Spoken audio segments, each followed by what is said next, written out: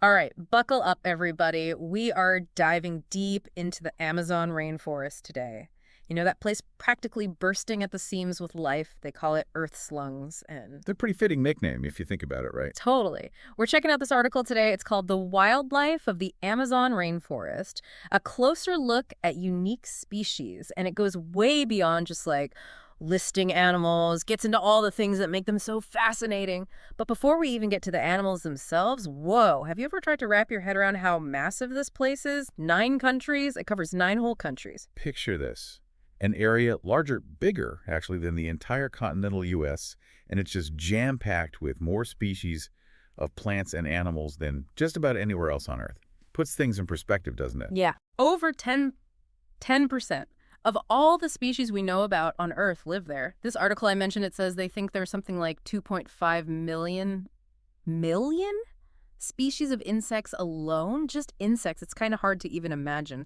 But I gotta ask, why does all that diversity even matter? I mean, yeah, nature's cool and all, but what's the big deal? Well, think of it like this. It's all connected. Every single species, no matter how small or insignificant it might seem, it plays a role, you know. Mhm. Lose one, and it's like this ripple effect. Yeah. Who knows what could happen? Like a giant Jenga puzzle, you take out one too many of the wrong blocks, and The whole thing collapses. Yikes. Okay, point taken. So let's meet some of these blocks, these amazing animals. This article starts off with the bang mammals, specifically the Amazon's most famous resident, the jaguar. top of the food chain, right? Oh, absolutely. We're not just talking about the biggest cat in the Americas here. Jaguars are practically a symbol in Amazonian cultures. Strength, wisdom. Now that you mention it, I remember the article touched on that, but it didn't really get into it. Why do you think the jaguar became such a powerful symbol for them? Well, it probably has to do with a few things. For one, they're incredibly elusive. You don't just see a jaguar every day. But more than that, they're powerful. They're at the top of their game in one of the wildest places on Earth. Imagine for a second, you're just trekking through the jungle, and you come face to face with a jaguar. The size, the power just radiating off them, all those eyes. Okay, I'm getting chills just thinking about it. Okay, let's move on from the king of the jungle to, well, something totally different, the Amazon river dolphin. And it's pink. How is that even possible? You know, that's one of those great Amazon mysteries. Scientists believe it's a combination of things. Their diet probably has something to do with it, and how many blood vessels are right there under their skin. So it's like they have a permanent blush. That is too cute. But you know what? The pink is not even the coolest thing about them. This article blew my mind. Unlike ocean dolphins, these guys have crazy flexible necks, right? Why? What's the deal with that? Think about it. The Amazon River isn't just one straight line. It's this insane network of channels and branches and flooded forests. They need to be able to turn on a dime, and that flexible neck. That's the key. Talk about adaptation. It's like they treated in speed for like ultimate maneuverability in those packed waters. Exactly. It just goes to show how evolution really does equip creatures for their environment. Nothing wasted. Speaking of unique, let's go from water to, well, wherever a capybara hangs out, because this giant rodent is my new favorite thing. You and everyone else.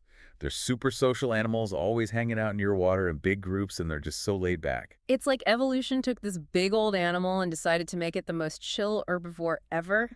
I love it. Okay, we can't talk Amazon mammals without mentioning the kings of taking its slow walks. Well, their slowness really is all about their diet. Right, all those leaves don't give you a ton of energy, so they've evolved to make it last. They've perfected the art of energy efficiency, that's for sure. Okay, so from energy efficiency experts to, well, I'm thinking birds are anything but low energy, you know. Mhm. This article says there are over 1,500 different types of birds in the Amazon. That's a lot of birds. A lot of birds. What really stuck with you? Oh, man, that's tough.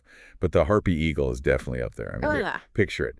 7-foot wingspan, talons the size of a bear's claws. They hunt monkeys, right? Yeah. That's like nightmare fuel right there. What makes them such good hunters? Even for a bird of prey, that's intense. They're just perfectly made for this environment, you know? They've got the eyesight to spot prey in the rainforest, those huge talons to grab them, and they can even fly between trees, no problem. It's like the rainforest itself shaped them into the ultimate hunter.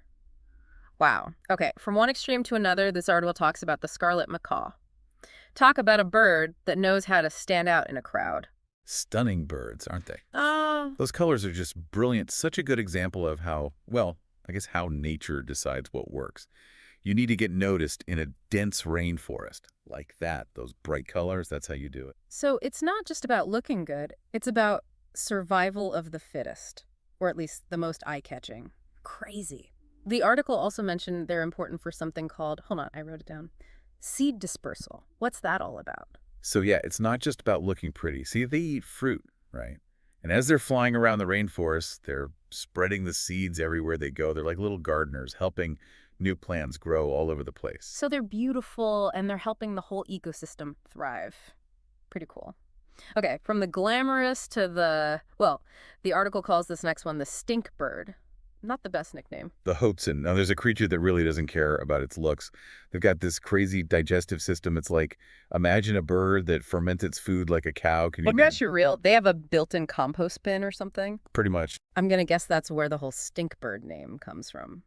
Yeah, you could say that, but, it's a pretty effective way to keep predators away. Can't argue with that.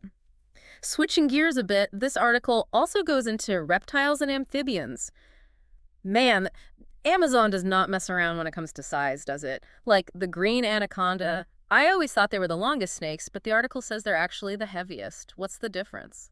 It's a big difference, actually. Some other snakes out there might be longer, but the green anaconda, it's all about power. Pound for pound, they're the biggest snakes around, and they can take down some massive animals too, even caimans. Caimans, those are like mini crocodiles, right? With armor plating, yeah. That's terrifying and also kind of impressive. Right. That's how you know they're strong. They constrict their prey, and let me tell you, they do not let go. I think I'm adding don't get squeezed by a snake to my list of things to avoid. Probably a good idea. But let's move on to something a little smaller. The poison dart frog. Small, but mighty, Oh, yeah.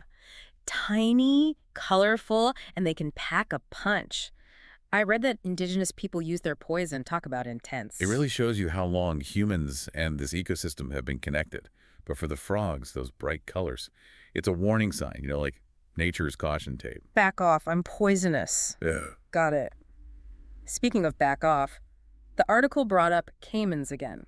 The black caiman specifically. The biggest of the bunch. You're talking up to 20 feet long. Imagine that. 20 feet, that's bigger than my car. Okay, we've covered a lot of ground today.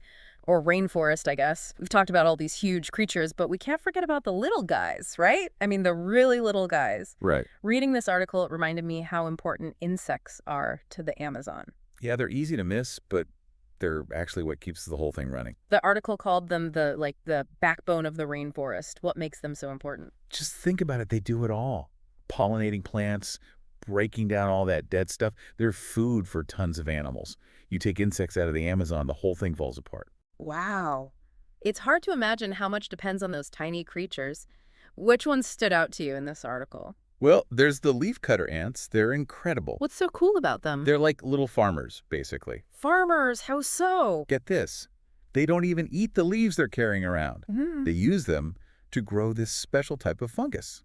And that's what they eat. So not only are they super strong, they're growing their own food. That's amazing, like way ahead of us when it comes to that whole sustainability thing. Okay, from farmers to something a little more, well, flashy. The morpho butterfly, have you ever seen pictures of those? The color is unreal. How do they even get that blue? It's all about communication, In a place like the rainforest, where everything's so dense, you need a way to stand out. Those bright colors help them find a mate, and they warn off predators, too. It's like a neon sign flashing right in the middle of all that green. And then there's the bullet ant. Yeah, flashy is not the word I'd use for that one. Just reading about it in this article made me cringe. The sting is supposed to be like insanely painful, like being shot, they say. It's not an experience you forget, that's for sure. But everything has its purpose, right? Their sting, that's how they defend themselves in a world full of predators. That's a good point. Even the smallest things out there have their way of surviving in a place like that. And speaking of surviving, we haven't even talked about everything living under the water. It's a whole other world down there. This article talked about piranhas, of course. Classic. Everyone's favorite scary fish. Right. But the article actually said they're not just these, mindless eating machines, which I thought was interesting. Yeah, they get a bad rap. Sure, they've got sharp teeth, they can be aggressive sometimes, but mostly they're just cleaning up. They're like the rainforest's garbage disposal, which is actually really important. So more like a cleanup crew than bloodthirsty monsters. I like that better. And then you have the arpima. Now that is a big fish. How big are we talking? Think 10 feet long, hundreds of pounds. That's bigger than my couch. And they have to, like, come up for air, right? Yeah, they have a lung kind of like ours, actually, so they got to come up every few minutes or so for a breath. Imagine being that big and still needing to do that. It's amazing all this diversity in just one river system, you know? This deep dive has really opened my eyes to how incredible the Amazon is. From the forest floor to those crazy tall trees to all the fish in the rivers, it's not just a bunch of plants and animals, it's all connected. It is, yeah. Every single thing out there, from the tiniest bug to the biggest predator, it all plays a part. And like we've been talking about, that amazing place is facing some serious problems. Deforestation, climate change, it's a lot. It is. But just knowing how complex this ecosystem is, how connected it all is, that's the first step to protecting it. Well, this deep dive has given me a lot to think about, that's for sure. Me too. And I hope it leaves everyone listening with a sense of wonder, you know? The Amazon rainforest, it's proof that life finds a way, even when things are tough. Absolutely. It reminds us that we're all part of something much bigger. And protecting it isn't just about saving a few trees or animals, it's about the future of our planet. Well said. So to everyone listening, we hope you'll do some more exploring on your own, learn more about the Amazon, maybe support an organization that's working to protect it, and tell people why it matters. Because what happens to the Amazon, it affects all of us.